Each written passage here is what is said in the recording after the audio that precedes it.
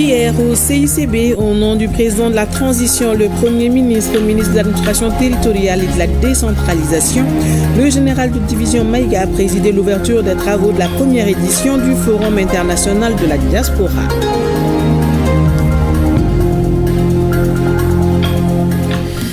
La commune rurale de Sanankoroba a abrité hier le lancement officiel de la campagne 2025 de chimioprévention du paludisme saisonnier chez les enfants de 3 à 59 mois.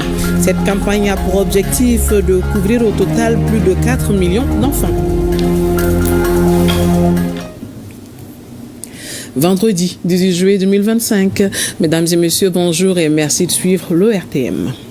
Hier au CICB, au nom du président de la transition, le Premier ministre, ministre de l'administration territoriale et de la décentralisation, le général de division Maïga a présidé l'ouverture des travaux de la première édition du Forum international de la diaspora. Les enjeux et défis pour une diaspora au cœur du développement économique national. C'est le thème choisi pour cette rencontre de 3 jours qui regroupe des Maliens vivant dans 77 pays. Pour le Premier ministre, chef du gouvernement, le Forum international de la diaspora qui se tient en présence des ministres burkinabés et nigériens, des burkinabés et nigériens établis à l'extérieur s'inscrit dans le cadre opérationnel du plan d'action gouvernemental période 2025-2026. Un reportage de Mamari Kone et Ali Touré. Avec des transferts formels de fonds estimés à 793 milliards de francs CFA en 2022, selon les données de la Banque centrale des États de l'Afrique de l'Ouest BCEAO, les Maliens établis à l'extérieur apportent une contribution significative dans la construction nationale. Pour cette première édition du Forum international de la diaspora, plus de 500 participants sont venus de 77 pays d'Europe, d'Amérique du Nord, d'Afrique de l'Ouest et d'ailleurs. La diaspora constitue une ressource inestimable pour notre pays. Une diaspora qui participe activement depuis plusieurs décennies à la vie économique, sociale et culturelle de notre pays. Cependant, il reste nécessaire de mieux canaliser ces efforts afin que les investissements soient davantage orientés vers des activités productives, généralistes d'emploi, durables et de croissance inclusive. Le Haut Conseil de Mali extérieur continuera à œuvrer activement pour accompagner ces ambitions, en partenariat étroit avec le ministère des Mali établi à l'extérieur et de l'intégration africaine. L'Organisation internationale des migrations OIM est fière d'accompagner le Mali dans cette démarche. Pour sa directrice régionale, la diaspora constitue des forces de transformation. En 2024, selon la Banque mondiale, les diasporas des pays d'Afrique de l'Ouest et du Centre ont transféré près de 35 milliards de dollars, dont 1,2 milliard à destination du seul Mali. Ce forum représente donc une opportunité cruciale pour réfléchir collectivement à des mécanismes permettant de transformer ce potentiel en levier durable de croissance inclusive. Les enjeux et défis pour une diaspora au cœur du développement économique national, c'est autour de ces thèmes que se déroulent les travaux des 3 jours d'échange. Les attentes sont fortes au niveau du département en charge de la diaspora. Le thème traduit avec justesse notre volonté collective de faire de la diaspora malienne un levier de transformation structurelle et de développement durable. Nous nourrissons de grandes attentes à l'égard de ce forum. Nous savons que nombre d'entre vous portent des projets d'investissement ambitieux, souvent confrontés à des frais administratifs ou structurels. Notre volonté est claire. Lever ensemble les obstacles qui entravent vos initiatives et créer les conditions d'un partenariat solide, durable et mutuellement bénéfique entre l'État malien et sa diaspora. Le Premier ministre qui a présidé la cérémonie d'ouverture a transmis aux participants les salutations et les encouragements du président de la transition, le général d'armée Assimi Goïta, parrain de l'activité et qui accorde une attention particulière à la diaspora malienne. Sous son leadership éclairé, notre pays a retrouvé la confiance en lui-même, l'audace d'imaginer son propre chemin et la force d'unir ses filles et fils où qu'ils se trouvent. Qu'il me soit donc permis d'exprimer au nom de cette auguste assemblée, notre profond respect et notre gratitude indéfectible à l'endroit du chef de l'État qui, par sa ferme volonté, a souhaité que ce forum international de la diaspora soit un moment d'unité, de communion et d'espérance partagée. Une diaspora dont le rôle stratégique est capital dans la construction d'un Mali nouveau fondé sur la souveraineté, la stabilité et le développement durable. Je tiens à adresser mes remerciements fraternels aux délégations des pays frères, du Burkina Faso, du Niger et de la Guinée, présents en qualité d'une part de membres de la Confédération des États du Sahel, bien entendu, et la Guinée comme étant l'autre poumon de nos deux pays. Chers frères de la Confédération, votre solidarité et votre engagement renforcent notre conviction que le destin de nos peuples se conjugue dans la diversité, dans la fraternité sahélienne et dans l'action concertée. Le Forum international de la diaspora est un cadre d'écoute et de dialogue constructif. C'est pourquoi il est porteur de promesses, celle d'un avenir à bâtir pour tous, selon le chef du gouvernement. Sa tenue s'inscrit pleinement et opportunément dans les grandes priorités de notre pays en matière de développement.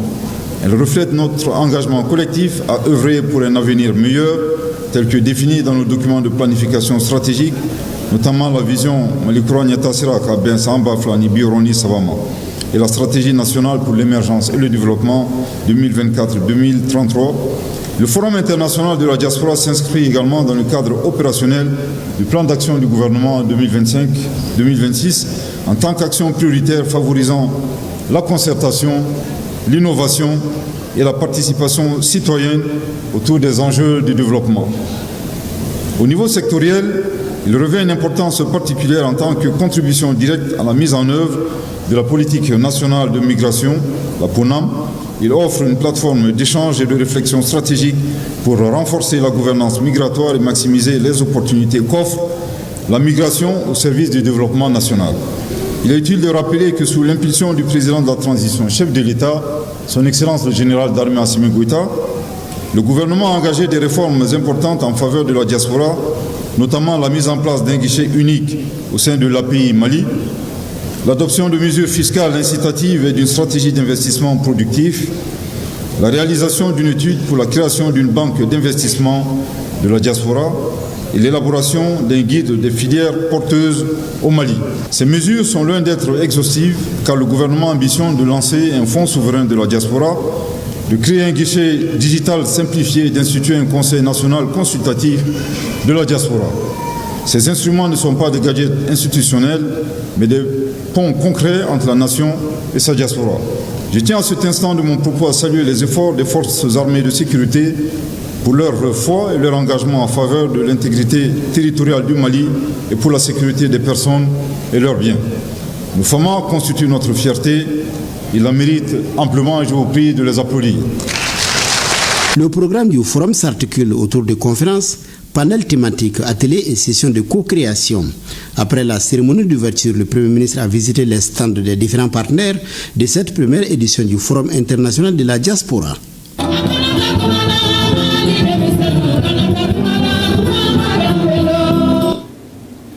Le président du Conseil national de transition, le général de corps d'armée Malick Diao, a reçu en audience les nouveaux commissaires de la Commission nationale des droits de l'homme, CNDH. Avec eux, il a été question de la situation des droits de l'homme dans notre pays et la présentation du rapport 2024 de la CNDH attendue au CNT sur la situation des droits de l'homme au Mali. La CNDH a tenu à préciser que le Mali a le statut A. Tenez-vous bien, le statut A en termes de défense des droits de l'homme selon l'Alliance mondiale des institutions de défense des droits de l'homme. Écoutons le professeur Al-Kadri Diarra, président de la Commission nationale des droits de l'homme, CNDH, au micro de Tamsir Diabaté et Aboubakar Traoré. Ce fut une audience très fructueuse. Le président nous a rassurés de son accompagnement, de sa disponibilité et de celle de tous les autres honorables membres du CNT. Donc très prochainement, nous allons soumettre le rapport de la situation des droits de l'homme de 2024 qui va certainement faire l'objet d'un débat ici au Parlement.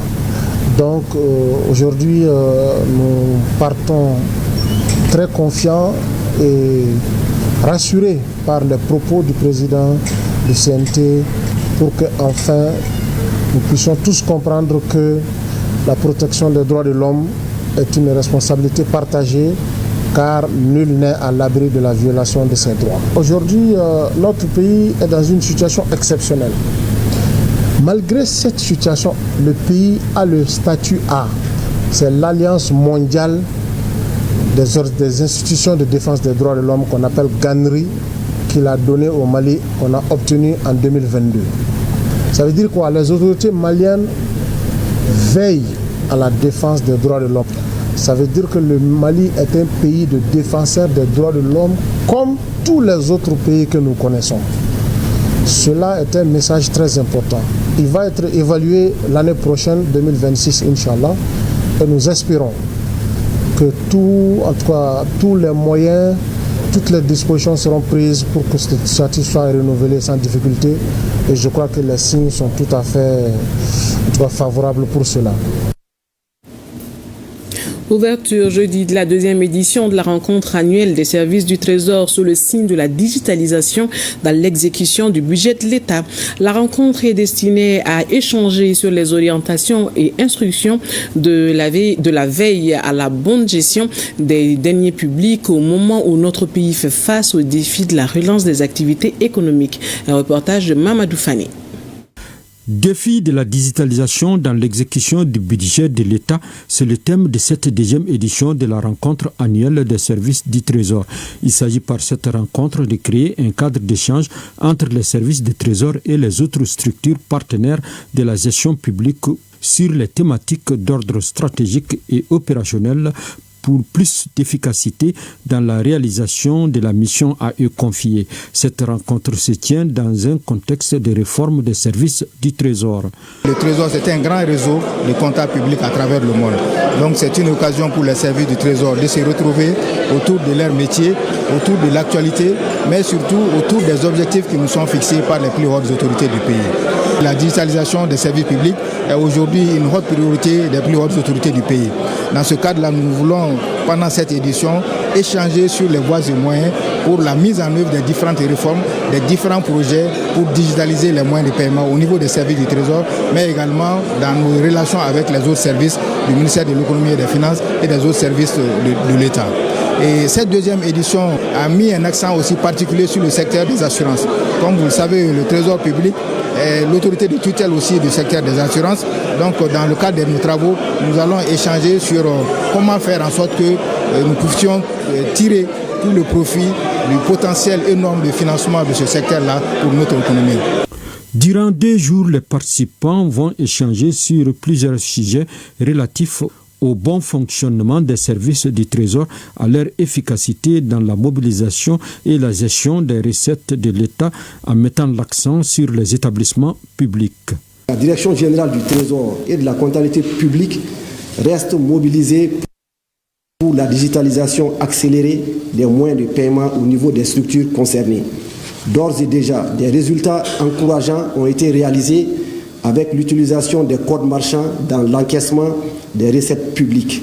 De juillet 2024 à mai 2025, certaines recettes ont enregistré une augmentation de 46% comparativement à la période de juillet 2023 à mai 2024. Parallèlement à l'utilisation des solutions des opérateurs de téléphonie, la cellule d'appui à l'informatisation des services fiscaux, KSF, a développé et mis à la disposition de la Direction générale du Trésor et de la comptabilité publique une plateforme de paiement public dénommée Trésor Pay, dont la phase de déploiement est en cours. À terme, elle sera la plateforme unique de paiement des services publics. À l'issue de cette rencontre, des résolutions et recommandations pertinentes seront formulées afin d'atteindre les objectifs fixés par les autorités en matière de digitalisation des services publics, conformément à la réglementation en vigueur. Comme annoncé dans les titres, la commune rurale de Sanankoroba a abrité hier le lancement officiel de la campagne 2025 de chimioprévention du paludisme saisonnier chez les enfants de 3 à 59 mois. Cette campagne a pour objectif de couvrir au total plus de 4 millions d'enfants de 0 à 59 mois au Mali. La dite campagne, qui est couplée au dépistage de la malnutrition chez les enfants, coûtera à l'État et à ses partenaires plus de 7 milliards de francs CFA. Un reportage de Aïssata Saliou Maïga et Aboukone. L'administration de la première dose de la sulfadoxine, pyritamine et de l'amodiaquine par le colonel Assaba Diallo Touré au petit garçon Chaka Mité, âgé de 2 ans, donne ainsi le ton à la campagne 2025 de chimioprévention du paludisme saisonnier chez les enfants de 3 à 59 mois. Cette campagne est ainsi lancée à Sanankoroba, située à une trentaine de kilomètres de Bamako, pour objectif de couvrir au total 4 107 505 enfants de 3 à 59 mois. La stratégie adoptée pour administrer les médicaments reste le système de porte-à-porte et les agents chargés d'administrer les médicaments procéderont en même temps au dépistage de la malnutrition en vue de donner des informations nécessaires aux parents pour une meilleure prise en charge de leurs enfants. Afin d'accélérer les progrès vers l'élimination du paludisme à l'horizon 2030, l'Organisation mondiale de la santé a adopté dans les pays du Sahel une saisonnalité dans la transmission du paludisme qui dure 3 à 5 mois, la chimioprévention du paludisme saisonnier, CPS, chez les enfants de moins de 5 ans, objet de cette cérémonie. C'est une intervention préventive pour réduire la morbimortalité de cette maladie. La campagne de chimioprévention du paludisme saisonnier entre dans ce cadre et sera déployée cette année dans 57 districts sanitaires. Elle vise à protéger les enfants les plus vulnérables grâce à l'administration de la sulfadoxine, pyrimétamine et amodiaquine. À cet effet, notre ambition est d'accompagner le ministère de la Santé ainsi que tous les autres acteurs à toucher plus de 4 millions d'enfants âgés de 3 à 59 mois. Le choix de la commune de Sanankoroba pour ce lancement national est un honneur, mais aussi un défi, car il s'agit d'user de tous nos moyens et tous nos efforts pour mettre en pratique les 2 méthodes de traitement préventif. À noter que la présente campagne de chimioprévention du paludisme saisonnier, qui sera menée dans 57 districts sanitaires, coûtera à l'État et ses partenaires comme le Fonds mondial, le Catholic Relief Service, la bagatelle de 7 145 383 926 de francs CFA. Les jeunes de la 4e cohorte du programme à l'école de la citoyenneté ont participé hier, jeudi 17 juillet 2025, à 2 panels animés par les ministres en charge de l'enseignement supérieur et de l'éducation nationale. Les 2 panélistes ont saisi cette occasion pour communiquer les missions de leur département, des missions qui sont en lien avec le savoir-vivre, le savoir-faire et le savoir-être. Un reportage de Daouda Kone. C'était avec une attention captée que les jeunes de la 4e cohorte du programme à l'école de la citoyenneté ont suivi le panel animé par le ministre de l'enseignement supérieur et de la recherche scientifique. Modéré par son collègue en charge de la jeunesse, le panel portait sur les missions et les difficultés que connaît le département en charge de l'enseignement supérieur. Les jeunes ont été très attentifs et ont été très curieux. Ils ont posé des questions très pertinentes qui concernent les défis du domaine auxquels nous avons apporté des réponses qui ne sont pas exhaustives mais qui leur ont permis de mieux comprendre ce que nous faisons, comment cela est fait, les résultats que nous visons, les défis auxquels nous nous attaquons et comment ces défis-là sont relevés progressivement pour faire en sorte que la jeunesse qui était là ce matin et toute la jeunesse du Mali et de l'AES puisse s'épanouir dans l'espace universitaire et dans l'espace scolaire supérieur. Les participants, majoritairement universitaires, ont été exhortés à choisir les filières techniques pour un jour apporter leur expertise à l'évolution technologique.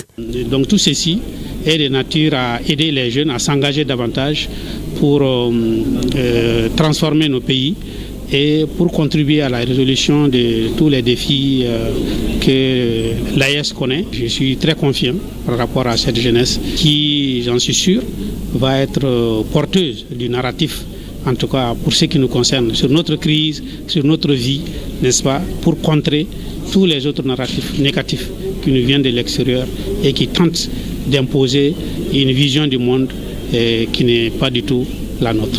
Le ministre de l'Éducation nationale s'est également prêté au même exercice. J'ai présenté le système éducatif malien. 10 questions m'ont été posées qui sont allées dans beaucoup de sens. Voilà, ça m'a pas surpris. Disons que ça m'a fait dire que nos jeunes là, ils sont vraiment avertis, ils sont au courant de tout. Les jeunes ont posé des questions sur les défis et le rôle des départements de l'enseignement et de l'éducation. Cet exercice devra contribuer à stimuler le goût des études et de la recherche chez les universitaires. De nouveaux équipements militaires sont arrivés au Mali. Mercredi soir, le peuple malien a accueilli avec joie et fierté les équipements. Sur tout le long du trajet, le peuple a assisté au passage des blindés, des véhicules de transport de troupes et des pièces d'artillerie. Ces équipements ont été acheminés jusqu'à leur destination. L'acquisition de ce matériel s'inscrit dans le cadre du renforcement des capacités des FAMA. Abdul Karim Kaba pour les commentaires.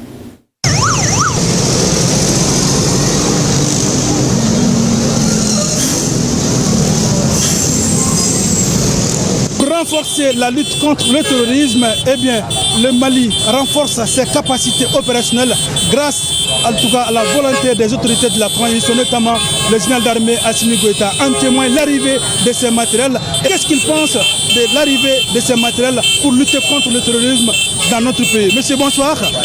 Alors, comment vous trouvez l'acquisition de ces matériels-là? C'est une bonne nouvelle, c'est un plaisir. On est de plus en plus fiers de notre armée et on est confiant. On leur accorde tout notre soutien moral et physique, matériel. Les Maliens sont déterminés en tout cas à soutenir leur armée. C'est pourquoi la mobilisation est de taille. En témoigne cette mobilisation et ce soutien patriotique des peuples du Mali. En témoigne cette mobilisation malgré leur tardif. Vraiment, nous sommes allés au Kodjougou. Wallahi, nous sommes allés au Albi à la armée demain. Albi à la armée demain. À la armée Tanya. À la armée Tanya. À la armée Toroma. Que pensez-vous de cette non, Adnali Dara et Kodjougou. Que direz-vous sur toute la transition? Non, amou fait. Midlam Benena, ne be Mali fo. Kanga fama fo ku walimando ka asimire fo ala kula kana ala sala ka Mali ntanye ala kana Mali ntako jugu be Mali ko ala ka be fa kelengele ala ka here ke Mali fama munu ba an kokoro wala ala nkira barga ala ka here ko ala kula kana ala nkira bar. Ces équipements reçus sont composés de véhicules blindés tout-terrain dotés de mitrailleuses, des camions logistiques, des citernes à eau, des citernes à carburant et des camions d'allègement. Ces matériels répondent au souci du commandement militaire à assurer une efficacité opérationnelle tout en ayant le souci de la protection du peuple. Ces équipements seront employés selon les besoins et les spécificités des unités engagées et ils seront d'un grand apport dans la lutte contre le terrorisme, la criminalité organisée, l'insécurité et le banditisme. C'est donc avec fierté, abnégation que les Bamakois ont accueilli ces matériels.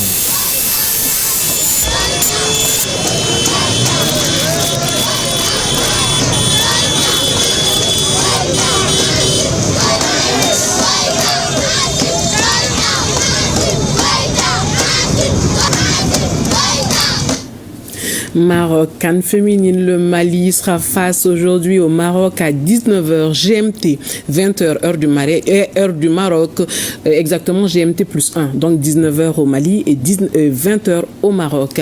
Avant la rencontre, le sélectionneur malien Mohamed Saloum Hussein et l'attaquante des Aigles Dame Aïssata Traoré Ditsenou étaient devant la presse dans la salle de presse du stade olympique de Rabat pour la traditionnelle conférence de presse d'avant-match.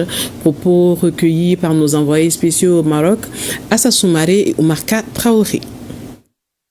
La phase de poule est terminée et nous entamons maintenant la phase à élimination directe. Il n'y a pas de calcul. Nous sommes conscients de cela. Nous sommes préparés. On verra ce qui va se passer. Maintenant, quant à l'équipe du Maroc, c'est une équipe joueuse. On connaît cette équipe. Nous les avons rencontrés plusieurs fois. Et la dernière date en 2024, ça s'est soldé 1-0. Je pense que c'est les mêmes éléments qui sont là.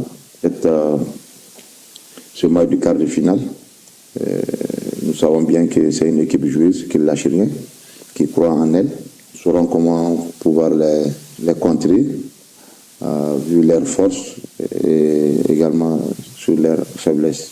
Nous, de notre côté, on reste sereine, préparer ce match et nous resterons focus que sur nous.